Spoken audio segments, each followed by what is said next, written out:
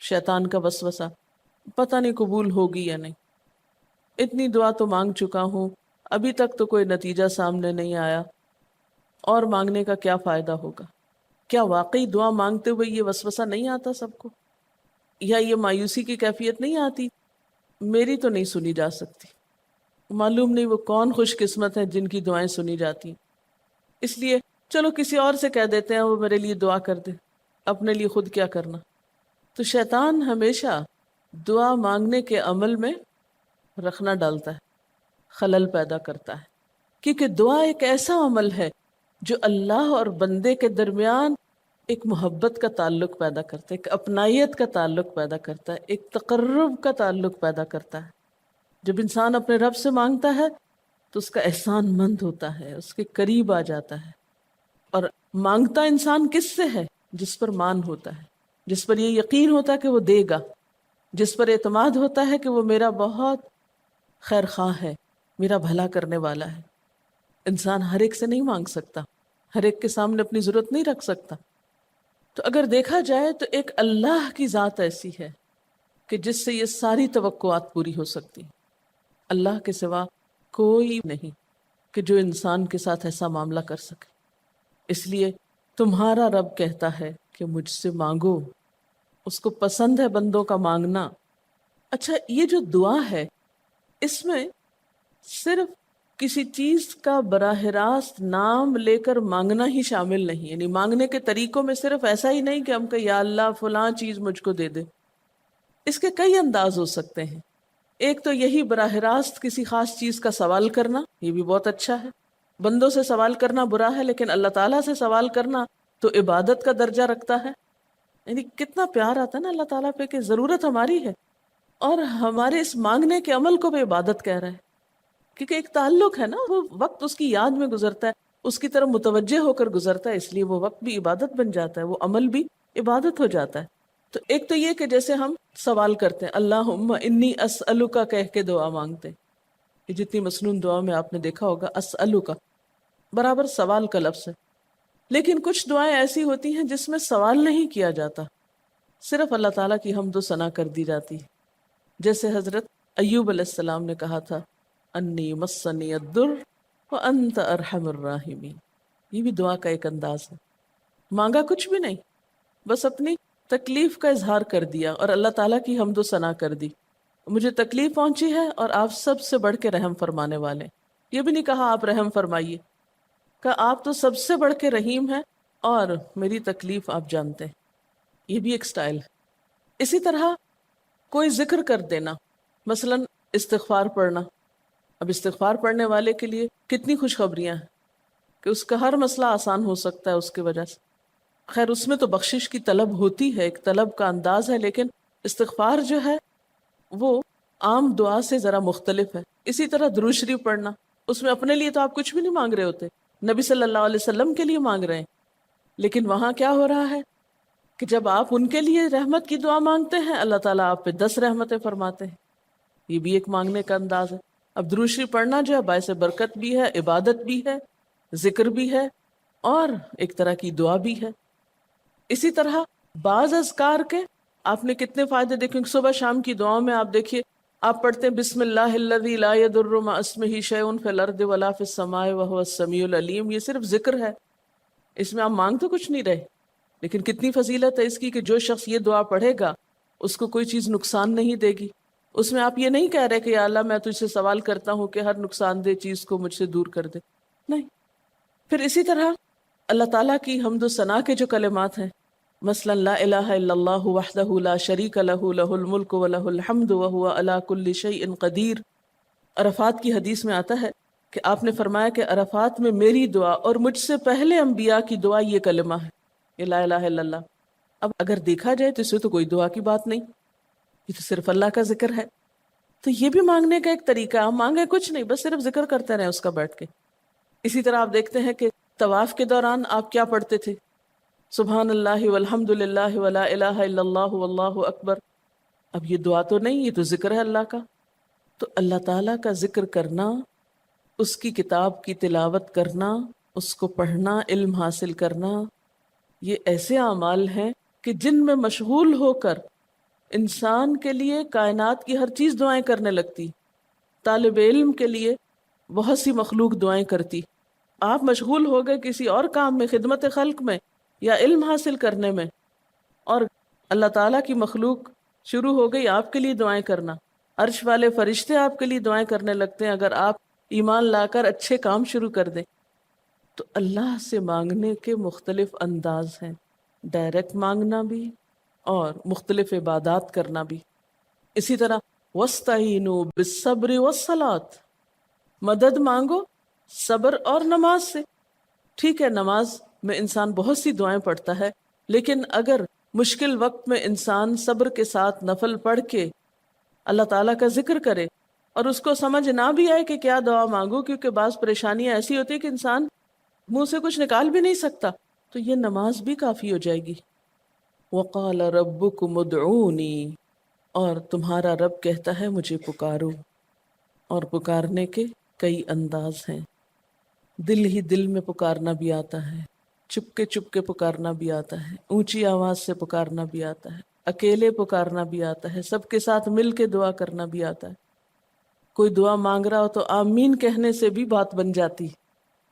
مجھے یاد ہے کہ ایک دفعہ میں عمرے پر گئی اور طواف کے بعد جہاں میں نفل پڑھ رہی تھی، تو نفل کے بعد میں نے سوچا کہ میں اپنی دعا کرتی ہوں. اتنے میں ایک شخص عربی میں کوئی دعا مانگ رہا تھا. اتنی خوبصورت دعا تھی کہ میں نے ایسی دعا کسی سے نہیں کبھی سنی، اور میں نے صرف آمین کہنا شروع کر دیا. میں نے کہا یا اللہ، میری تو نہ زبان میں اتنی بلاغت و فصاحت ہے، نہ مجھے اتنی باتیں آتی ہیں، مجھے تو مانگنا بھی نہیں آتا، تو بس جو کچھ یہ مانگ رہا ہے مجھے بھی یہی دے دے. میں نے صرف آمین آمین آمین کہنا شروع کر دیا. یہ کتنا بڑا اس کا احسان ہے کہ ہم آمین کہہ کے بھی شامل ہو جاتے ہیں دوسروں کی دعاؤں میں. تو اسی لیے دعا کو عبادت کا نچوڑ کہا گیا، کریم، خلاصہ، ساری عبادت کا اوپر کا حصہ. اور ویسے بھی اگر دیکھا جائے تو ہر نماز میں بہت سی دعائیں ہیں. ہر موقع کی اللہ کے رسول صلی اللہ علیہ وسلم نے مختلف طرح کی ہمیں دعائیں سکھائی ہیں. سویرے جو آنکھ کھلتی ہے، سویرے کے اگر آدھی رات کو بھی کھلتی ہے اس کی بھی دعا ہے. اس وقت سے لے کر کوئی کام ایسا نہیں دین کا یا دنیا کا، اچھا یا برا، جس کے لیے کوئی نہ کوئی دعا نہ موجود ہو. یعنی اتنا خوبصورت عمل ہے دعا مانگنا کہ جس کے لیے کسی خاص چیز کی قید بھی نہیں کہ کہیں بند کے بیٹھو تو ہی مانگو، کہیں پہنچو تو مانگو.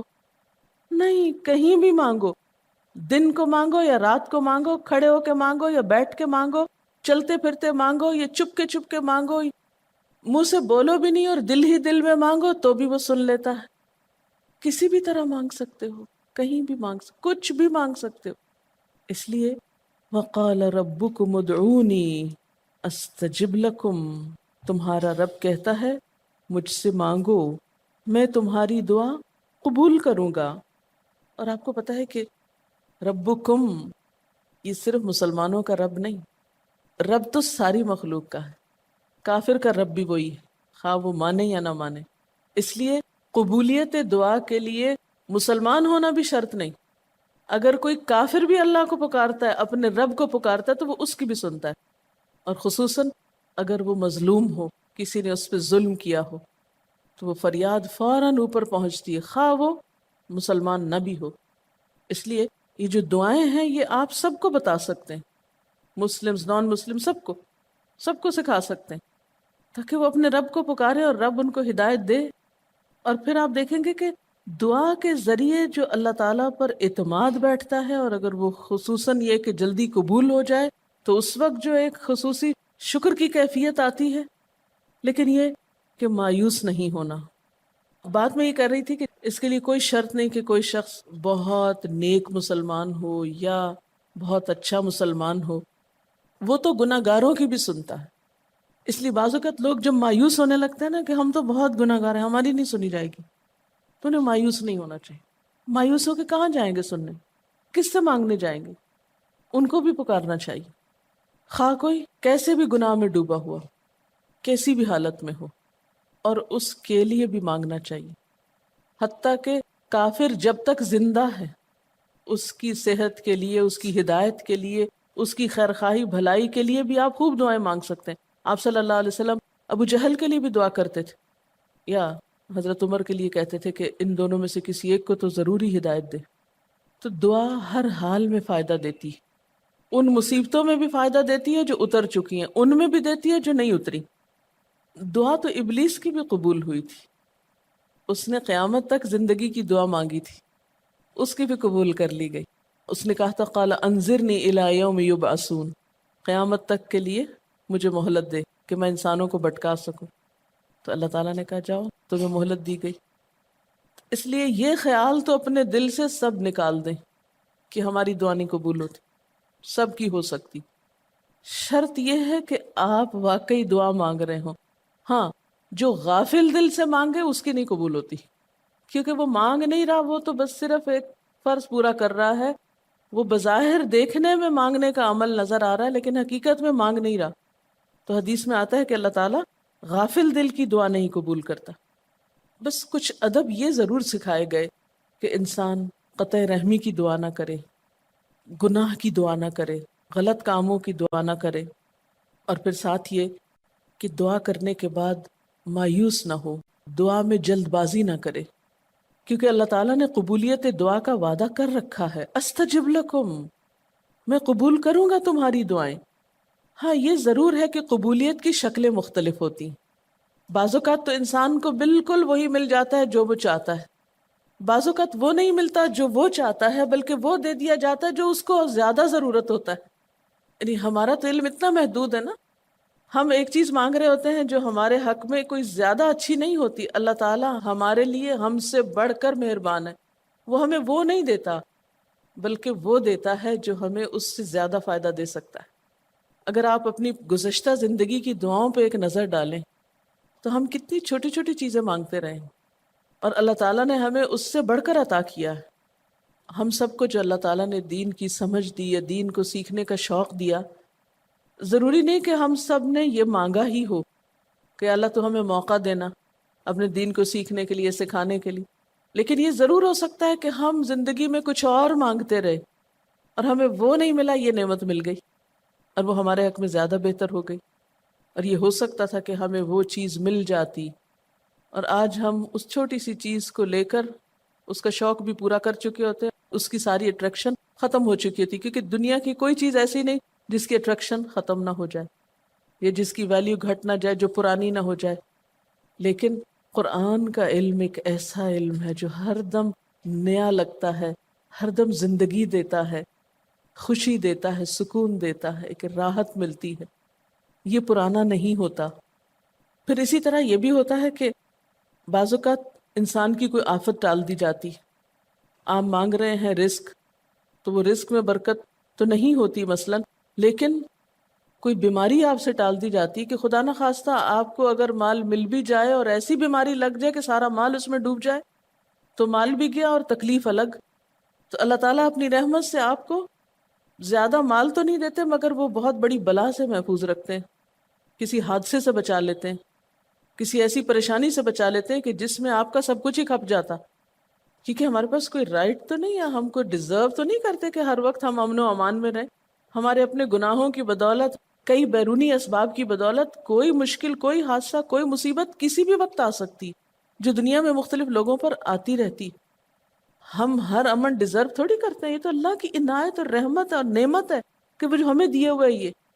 اور یہ عین ممکن ہے کہ ہم کوئی اور دعا مانگتے ہوں اور اللہ تعالیٰ اس کی بجائے ہمیں عافیت میں رکھے ہوئے ہو، ایک پرسکون زندگی دیے ہوئے ہیں ہمیں کہ ہمارے ہاتھ پاؤں سلامت ہیں، ہم بول سکتے ہیں، ہم دیکھ سکتے ہیں، ہم کھا پی سکتے ہیں، ہم چل پھر سکتے ہیں، ہم کسی کے محتاج نہیں ہیں.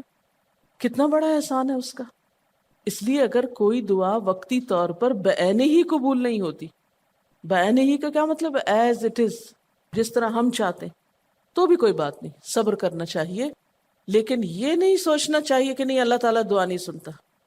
ایک اور جگہ پر بھی فرمایا وَإِذَا سَأَلَكَ عِبَادِي عَنِّي فَإِنِّي قَرِيبٌ أُجِيبُ دَعْوَةَ الدَّاعِ إِذَا دَعَانِ فَلْيَسْتَجِيبُوا لِي وَلْيُؤْمِنُوا بِي لَعَلَّهُمْ يَرْشُدُونَ. جب میرے بندے آپ سے میرے بارے میں سوال کریں تو آپ بتا دیجئے کہ میں قریب ہوں، بہت قریب ہوں. اجیب دعوت الداعی، میں پکارنے والے کی پکار کا جواب دیتا ہوں. استجب لکم، قبول کرتا ہوں. یہ ایسے دل کے بہلانے کے لیے نہیں کہا گیا، یہ حقیقت ہے، یہ سچ ہے، اس پر ہمارا ایمان اور یقین ہونا چاہیے پختہ، اور اس کو چھوڑ کر اوروں کے پاس نہیں جانا چاہیے، کسی اور سے نہیں مانگنا چاہیے، صرف اسی سے مانگنا چاہیے، کیونکہ یہ عبادت بھی ہے اور پھر وہ ہر چیز دینے کے قابل بھی ہے، اس کی قدرت، اس کا علم، اس کی رحمت ہر چیز پہ چھائی ہوئی ہے، اس لیے اس سے مانگتے چلے جاؤ، اور پھر کبھی ایک انداز سے، کبھی دوسرے انداز سے، کبھی تیسرے انداز سے، لیکن اس سے ہمیشہ اچھی امید رکھو، لا تقنطوا من رحمت اللہ۔ لیکن اس کے ساتھ ساتھ ہمیں کچھ فارمل آداب بھی سکھائے گئے ہیں، ایٹ ٹائمز ان کا بھی لحاظ رکھنا چاہیے، یعنی ہر وقت دعا مانگنے کے لیے فارمل انداز اختیار کرنے کی ضرورت نہیں ہے۔ مثلا صبح شام کے اذکار ہیں، چلتے پھرتے آپ پڑھ سکتے ہیں، اب مثلا باتھ روم میں داخل ہونے کی دعا ہے تو اب آپ پہلے سے تسبیح اور درود شریف تو نہیں اس کے پڑھیں گے، یا نکل کے وہ ساری فارمیلٹیز تو نہیں پوری کریں گے جو دعا کے اول آخر کی جاتی ہیں عموماً جب فارمل دعا مانگی جاتی۔ تو ایٹ ٹائمز آپ بس ڈائریکٹ دعا مانگ لیں، ایٹ ٹائمز آپ پوری فارمیلٹیز کے ساتھ مانگ لیں، اور اس میں آپ دیکھیے کہ فارمل دعا مانگنے کا طریقہ کیا ہے کہ اللہ تعالیٰ کی حمد و ثنا سے شروع کیا جائے، نبی صلی اللہ علیہ وسلم پر درود بھیجا جائے، پھر اسی طرح یہ ہے کہ دعا میں عاجزی ہونی چاہیے، مانگنے کا انداز غالب ہونا چاہیے، شعر کے انداز میں چیخ چلا کے دعا نہیں مانگنی چاہیے، یا تقریر کے انداز میں دعا نہیں مانگنی چاہیے، امید اور خوف کے درمیان اعتدال کے ساتھ، پھر اسی طرح یہ کہ دعا میں مبالغہ آرائی نہیں کرنی چاہیے، پھر اسی طرح کچھ چیزیں ایسی ہیں کہ جن کا اگر اہتمام کبھی ہو سکے، کبھی کبھار تو بہت اچھا ہے، اور خصوصی جو قبولیت کے اوقات ہیں ان کا لحاظ رکھتے ہوئے ان مواقع سے فائدہ اٹھانا چاہیے، مثلا رات کے تیسرے حصے میں یعنی سحر کے وقت، پھر اسی طرح اذان اور اقامت کے درمیان، صف میں کھڑے ہو کر، صدقہ کرنے کے بعد، کوئی بھی نیکی کا کام کرنے کے بعد، عصر کی آخری گھڑی میں، جمعے کے دن ایک خاص گھڑی میں، سجدے میں دعا، رات کو آنکھ کھل جانے پہ دعا، امر بالمعروف اور نہی عن المنکر کے بعد دعا، تلاوت قرآن کے بعد دعا، عرفہ کے دن کی دعا، رمضان کے مہینے میں خصوصاً روزہ افطار کرتے وقت دعا، پھر عادل امام کی دعا، مسافر کی دعا، بارش کے وقت کی جانے والی دعا، یہ خاص قبولیت کے اوقات اور اسباب ہیں، پھر التحیات اور درود شریف کے بعد کی جو دعا ہے جو ہم بیٹھ کے نماز کے آخر میں پڑھتے ہیں، یہ بھی صرف رب جعلنی تک ہی نہیں بلکہ اس سے زیادہ دعائیں بھی ہیں۔ پھر اسی طرح جب اللہ تعالیٰ پر بہت پیار آ رہا ہو، بہت دل اس کی طرف متوجہ ہو، کیونکہ اللہ تعالیٰ غافل دل کی دعا نہیں سنتے، تو جب دل بہت متوجہ ہو تو فوراً دعا کے بھی فائدہ اٹھا لیں۔ اسی طرح اضطراری کیفیت میں، بہت بے چینی کے وقت، جب کچھ سمجھ میں نہ آ رہا ہو، بیماری کے وقت، پھر اسی طرح سفر کے وقت، پھر اولاد کی دعا ماں باپ کے لیے، ماں باپ کی دعا اولاد کے لیے، استاد کی دعا شاگردوں کے لیے، شاگردوں کی دعا استاد کے لیے، اور جب دعا مانگے تو انداز کیا ربنا اغفر لی ولوالدی وللمؤمنین، اپنی ذات سے شروع کر کے والدین یا قریبی لوگوں کے بعد پھر سب کے لیے عام دعا، پھر اسی طرح وضو کے بعد کی دعا، کعبہ کو دیکھتے وقت جب پہلی نظر سے دیکھیں، پھر حتیم کے اندر، پھر سعی اور طواف کرتے وقت دعائیں پڑھنا، پھر مزدلفہ میں۔ لیکن یاد رکھیے کہ ان قبولیت کے خاص مواقع اور مقامات کے علاوہ دعا تو کسی بھی وقت کی جا سکتی اور کوئی بھی گھڑی قبولیت کی گھڑی ہو سکتی، اس لیے ہمیشہ دعا مانگتے وقت یہ یقین رکھیں کہ اللہ تعالیٰ قبول کرے گا، مایوسی کے ساتھ دعا نہ ہو، کیونکہ جتنی ہماری دعا کے اندر یقین کی کیفیت ہوگی اتنا ہی انشاءاللہ قبولیت کے چانسز زیادہ ہوں گے۔ یعنی عزم کے ساتھ دعا مانگنی چاہیے، یہ نہیں کہنا چاہیے یا اللہ تو چاہے تو قبول کر، نہیں چاہتا تو نہ کر، یہ نہیں کہنا چاہیے کبھی بھی، نہیں یا اللہ تو کر سکتا ہے تو قبول فرما۔ پھر اسی طرح آپ دیکھیں کہ مظلوم کی بد دعا جو ہے وہ بہت تیزی سے قبول ہوتی، کہتے ہیں نا مظلوم کی بد دعا سے بچو کیونکہ وہ کہاں جا پہنچتی ہے، ساتویں آسمان تک۔ اور پھر آپ دیکھیے کہ نبی صلی اللہ علیہ وسلم نے فرمایا لا يرد القضاء الا الدعاء، قضاء کو کوئی چیز نہیں ٹال سکتی مگر دعا، یعنی تقدیر بھی بدل دیتی۔ آپ صلی اللہ علیہ وسلم نے فرمایا آدمی جب کبھی اللہ سے دعا مانگتا ہے اللہ تعالیٰ اسے یا تو وہی چیز دے دیتا ہے جس کی اس نے دعا کی تھی، یا اس درجے کی کوئی بلا آنے پہ اس سے روک دیتا ہے۔ آپ صلی اللہ علیہ وسلم نے فرمایا بندے کی دعا قبول کی جاتی ہے بشرطے کہ وہ کسی گناہ کی یا قطع رحمی کی دعا نہ کرے اور جلد بازی سے کام نہ لے۔ عرض کیا گیا جلد بازی کیا ہے یا رسول اللہ؟ فرمایا جلد بازی یہ ہے کہ آدمی کہے میں نے بہت دعا کی مگر میں دیکھتا ہوں کہ میری دعا قبول ہی نہیں ہوتی، اور یہ کہہ کر آدمی تھک جائے اور دعا مانگنی چھوڑ دے۔ نہیں، دعا سے کبھی نہ تھکے، اس لیے کہ اللہ کی نگاہ میں دعا سے بڑھ کر کوئی چیز باوقت نہیں۔ لیس شیء اکرم علی اللہ من الدعاء۔ اور پھر خصوصاً اللہ کا فضل مانگنا، قرآن پاک میں بھی اللہ تعالیٰ فرماتے ہیں وَاسْأَلُوا اللَّهَ مِنْ فَضْلِهِ، اللہ سے اس کے فضل کا سوال کرو۔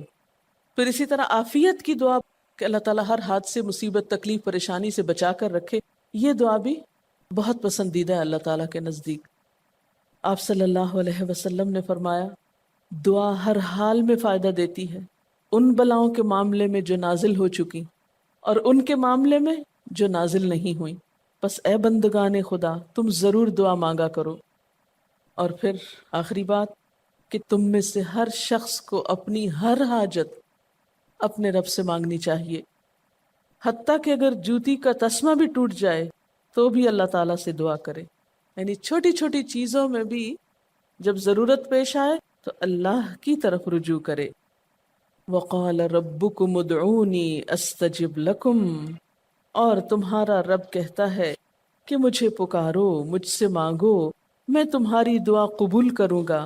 ان الذین یستکبرون عن عبادتی، بے شک وہ لوگ جو میری عبادت یعنی دعا سے تکبر کرتے ہیں، یعنی مجھ سے تکبر کی بنا پر نہیں مانگتے، جیسا کہ حدیث میں بھی آتا ہے من لم یسأل اللہ یغضب علیہ، جو اللہ سے نہیں مانگتا اللہ اس پہ غضبناک ہوتا ہے، یعنی جو دعا نہیں کرتا اللہ تعالیٰ اس سے ناراض ہوتا ہے، کیونکہ وہ تو بے تعلق ہو گیا نا اپنے رب سے نہ مانگ کر، اور خصوصاً تکبر کی وجہ سے۔ ایسے لوگوں کی جزا کیا ہے؟ سیدخلون جہنم داخرین، ان